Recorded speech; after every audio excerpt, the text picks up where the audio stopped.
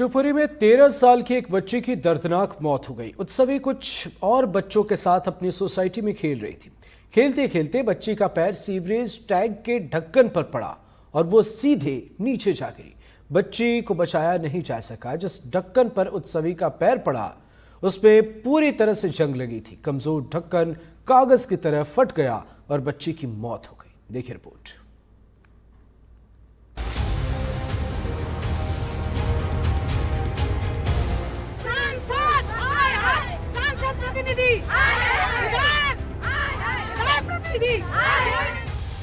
शिवपुरी की एक posh society में लापरवाही ने 13 साल की बच्ची की जान ले ली। बच्ची की मौत के बाद अब स्थानीय लोग नाराज हैं और मामले में सख्त कार्रवाई चाहते हैं। बच्ची की मौत से नाराज लोगों ने प्रदर्शन करते हुए रोड जाम कर दिया। इस दौरान प्रदर्शनकारियों ने आरोपियों के खिलाफ हत्या का मामला दर्ज करने की मांग की। चक्का जाम की खबर पुलिस प्रशासन को मिली तो अधिकारी मौके पर पहुंचे और गुस्साए लोगों को समझाने में जुट गए। ये जो पीड़ित हैं परिवार है और उसके साथ उस कॉलोनी में रहने वाले लोग हैं, वो कहीं ना कहीं सड़क पर उतरकर कार्रवाई की मांग कर रहे हैं। उनका कहना है कि यकीनन एक बड़ी और घोर लापरवाही है जिसकी वजह से एक मासूम बच्चे की जिंदगी चली गई। कैसे सीवेज टैंक के ढक्कन खोले छोड़ दिए गए, कैसे उस इलाके में लापरवाही अंजाम दी गई। प्रशासन के अधिकारी लगातार समझाने की कोशिश कर रहे हैं, लेकिन जो पीड़ित हैं परिवार के सदस्य हैं या कॉलोनी के वासी हैं या शहरवासी हैं, वो कहीं ना कहीं इंसाफ की मांग कर रहे हैं। एक घर की मुस्कान हमेशा हमेशा के लिए चली गई। मासूम बच्ची गंभीर जानलेवा लापरवाही की शिकार हुई तो सोसाइटी की महिलाओं का गुस्सा फूट पड़ा। सोसाइटी मालिक के साथ साथ जनप्रतिनिधियों पर भी सवाल खड़े कर दिए गए। नॉन अवेलेबल होना चाहिए कार्रवाई। सिर्फ एक्सीडेंटल कह के आप इसको दबा नहीं सकते। पार्षद, विधायक, सांसद सब मर गए। सब मर गए क्या? कहाँ है? कोई सुनवाई नहीं है। 8 साल में आज बार नहीं आए हमें पूछने के लिए कि ये बता कहाँ है गीता दीवान मैडम? उनके स्कूल की बच्ची मर गई, उनको आने का शर्म नहीं है। उन्होंने ग्रीन गार्डन बना रखा है, कोई चैम्बर नहीं। वहाँ पर आज क्यों नहीं आई है? उसको पता नहीं इतनी बड़ी सोसाइटी में क्या सीवर प्रोजेक्ट है। उनको देखना चाहिए, ये उनकी जिम्मेदारी। वजह से कल 8 बजे की घटना है, जो ना तो नगर पालिका से कोई आया ना पार्षद आया, कोई नहीं आया है। मामला शनिवार का है जब बच्ची अपनी सोसाइटी में खेल रही थी। इसी दौरान वो सीवरेज टैंक के ऊपर लगे ढक्कन से गुजरी। ये ढक्कन पूरी तरह से जंग लगा हुआ था। जर्जर हो चुका ढक्कन किसी कागज की तरह फट गया और बच्ची सीधा गहरे सीवरेज टैंक में जा गिरी। घटना की जानकारी मिलते ही बच्ची को बचाने की कोशिश शुरू हुई। काफी देर तक रेस्क्यू ऑपरेशन चला, लेकिन तमाम कोशिशें बच्ची को बचा नहीं सकी।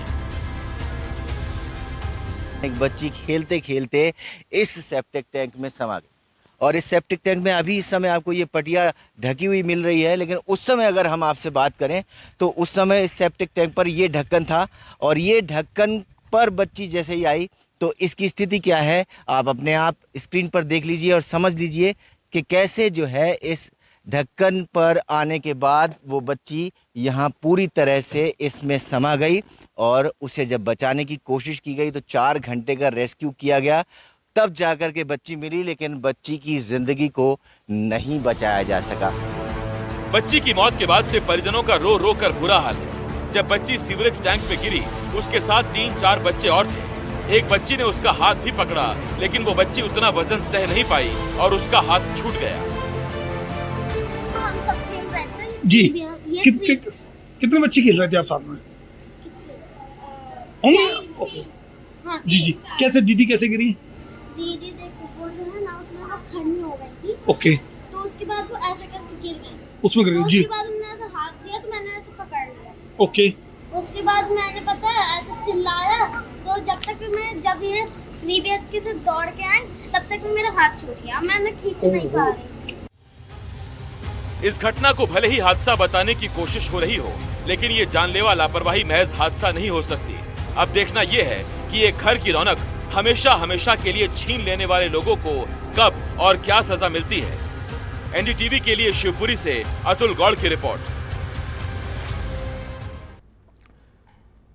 शिवपुरी से खबर है जहां टैंक में बच्ची की मौत का मामला सामने आया। प्रशासन ने मजिस्ट्रेट जांच के आदेश दिए और इस मामले में अपार्टमेंट के मालिक को गिरफ्तार किया गया। सोसाइटी में निर्माण पर रोक लगाई गई। ये बड़ी खबर आपको बता रहे हैं इस वक्त की, जहां पर बड़ा प्रशासन की तरफ से इस मामले में एक्शन लिया गया है। शिवपुरी की अभी हमने आपको रिपोर्ट दिखाई और अब टैंक में बच्ची की मौत मामले में बड़ा एक्शन लिया गया है। प्रशासन ने मैजिस्ट्रियल जांच के आदेश दिए हैं। अपार्टमेंट का मालिक गिरफ्तार किया गया है। सोसाइटी के निर्माण पर भी, सोसाइटी निर्माण में फिलहाल रोक लगा दी गई है। सहयोगी अतुल गौड़ हमारे साथ जुड़े हुए हैं। अतुल जी, क्या है अपडेट इस मामले में? जी अमरीश जी, देखिए इस पूरे मामले में अपडेट ये है कि जैसे ही बच्ची की मौत का समाचार आया तो पूरे के पूरे न केवल सोसाइटी में शोक की लहर व्याप्त हो गई, बल्कि पूरे शहर में आक्रोश की स्थिति बनती हुई दिखाई दी। यही वजह थी कि न केवल इस मामले को लेकर लोग सड़कों पर उतरे, बल्कि शव को रख करके कहीं ना कहीं प्रदर्शन किया और प्रशासन के ऊपर दबाव बनाया कि ये जो लापरवाही है ये बिल्कुल बर्दाश्त नहीं की जानी चाहिए। अगर इस तरह की लापरवाही बर्दाश्त करते हैं तो यकीनन हादसे रोके नहीं जा सकते। और इसी बात को लेकर के लोग जो प्रदर्शन कर रहे थे उसमें महिलाएं खास तौर से आक्रोशित थी और उसको लेकर के प्रशासन ने सख्ती का रुख अख्तियार किया और इस मामले में मजिस्ट्रियल जांच के आदेश जारी किए हैं। इसके साथ साथ जो आरोपी हैं, जो सोसाइटी के मालिक हैं और कॉलोनाइजर हैं अर्जुन दीवान, उनको गिरफ्तार किया गया है और उनके खिलाफ कानूनी कार्रवाई शुरू की गई।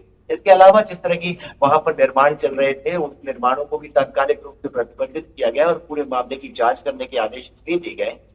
वहां के लोगों का अमृति ये कहना है कि जिस तरह से वहां एक सीवेज ट्रीटमेंट प्लांट बनाया गया था तो उसको ये कहकर दिया गया था कि ये गार्डन है और उस गार्डन में बच्चे खेलते थे। ये उन कॉलोनी में रहने वाले लोगों को तब पता लगा कि ये जो सीवेज ट्रीटमेंट प्लांट है वो गार्डन नहीं है बल्कि एक ट्रीटमेंट प्लांट है और उसमें बच्चों का खेलना खतरे से खाली नहीं है। तो इसी वजह से इस पूरे मामले की अब जांच की गई है कि कॉलोनाइजर को जिस तरह की अनुमतियां दी गई थी क्या उन्होंने उस अनुमतियों का पालन किया है, क्या उन अनुमतियों के आधार पर इस पूरी कॉलोनी का निर्माण किया है, क्या वहां के बाशिंदों को सुरक्षा इंतजाम मुहैया है और जो मेंटेनेंस लेने वाली कंपनी है जो इस पूरी सोसाइटी को मेंटेन करती है क्या वो अपने कर्तव्यों की पूर्ति करते हुए नागरिकों को सुविधाएं देने का काम कर रही है। इस मामले को लेकर के नगर प्रशासन हो या पुलिस प्रशासन हो, तीनों हरकत में है और ये मामला न केवल स्थानीय रह गया है बल्कि कहीं मामला ऊपर जा पहुंचा है और इस बात को लेकर के जो प्रदेश सरकार है वहां से भी निर्देश मिले हैं और इस पर सख्त कार्रवाई करने के आदेश जारी किए गए। यही वजह है कि पूरे मामले की अब मजिस्ट्रेट जांच कराई जा रही है। जी अमृत। बिल्कुल अतुल जी, एक और सवाल, यहाँ पर कितने अपार्टमेंट्स होंगे, कितने टावर यहाँ पर होंगे और अभी जो ये प्रशासन की तरफ से एक्शन भी लिया गया है, क्या कहना है इन सब के बाद, इस दुखद घटना के बाद यहाँ के रहने वालों का? जी इस घटना को लेकर के जहां रहने वाले लोगों की बेहद संवेदनशील प्रतिक्रिया सामने आई है। उन्होंने कहा कि जिस तरह से यहाँ पर लापरवाही अंजाम दी गई है कि सीवेज प्लांट जो है उसके आसपास न सिक्योरिटी है, न तार फेंसिंग है, न बाउंड्री है और बच्चों को आने जाने की खुली छूट है और ये कह दिया गया कि ये गार्डन है, बच्चे खेलते हैं और वहां के जो ढक्कन है उनको बिल्कुल जंग रुझा, आप देख सकते हैं कि किस तरह से ढक्कन जंग लगा हुआ, जर्जर हालत में वहां पर लगा हुआ और इसी वजह से यह हादसा घटित हुआ। तो कहीं ना कहीं इस मामले को लेकर के वहां के स्थानीय निवासियों के साथ में शहर के बाशिंदों में बेहद आक्रोश है और वो 13 साल की बच्ची की मौत के बारे में जो है संवेदनशील कार्रवाई चाहते हैं। यही वजह है कि प्रशासन ने अब मामला अपने हाथ में लेकर के इस मामले को सख्ती से हैंडल करने की कोशिश अंजाम दी है।